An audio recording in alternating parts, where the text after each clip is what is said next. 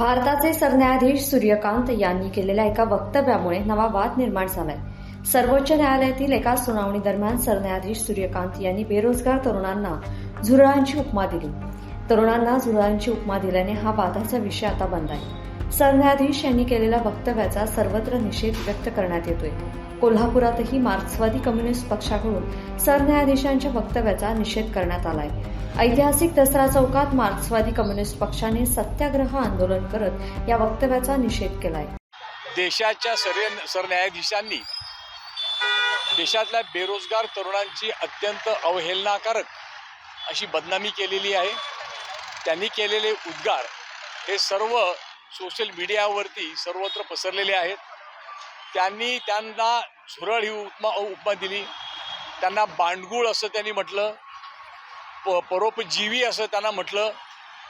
मुख्यतः खरं म्हणजे हे जे बेरोजगारी आपल्या देशामध्ये वाढलेली आणि बेरोजगार तरुण आहेत, शेतकऱ्यांची मुलं ही बेरोजगार आहेत, मध्यमवर्गीयांची मुलं बेरोजगार आहेत, उद्योग व्यवसाय छोटे करणारी मुलं जे लोक आहेत त्यांची मुलं बेरोजगार आहेत, तरुणी बेरोजगार आहेत। आणि हे सगळे बेरोजगार जे राहिलेले आहेत ते केंद्र सरकारच्या अदानी आणि अंबानी यांच्या धार्जिण्या धोरणामुळे ते बेरोजगार राहिलेले आहेत आणि त्यामुळे त्यांचे नफे वाढवत आहेत आणि दुसऱ्या बाजूला लोकांना बेरोजगार ठेवत आहेत।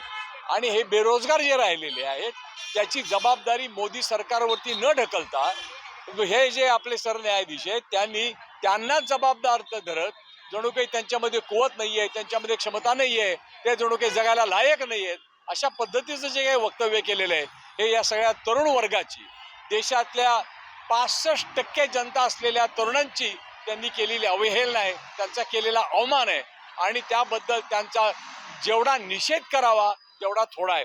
त्यांनी आता त्याच्यावरती सारवासारव केलेली आहे आणि उलट असं म्हटलेलं आहे की देशातल्या तरुणांचं माझ्यावर प्रेम आहे। अरे तुम्ही ज्यांची काल झुरळ म्हणून निर्बत्सना केली त्यांचं आज माझ्यावरती प्रेम आहे म्हणून सांगता, म्हणजे इतका कणाही आणि इतका नैतिकतेचा अंशही नसलेला सरन्यायाधीश आपल्या देशाला मिळावं हे खरं म्हणजे आपल्या देशाचं दुर्दैव आहे।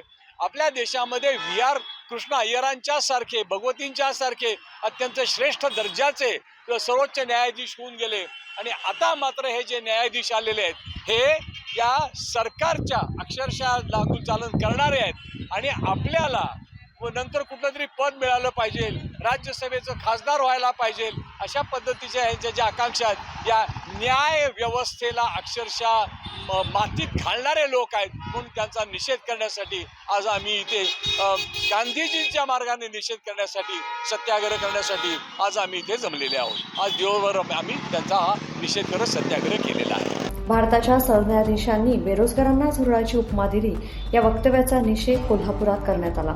तसेच नागरिकांच्या 150 ते 200 निषेध सह्यांचं पत्र सर्वोच्च न्यायालयाला पाठवण्यात आल्याचं कॉम्रेड उदय नारकर यांनी सांगितलंय। लोकमत.com साठी कोल्हापूरहून विदुरा दळवी।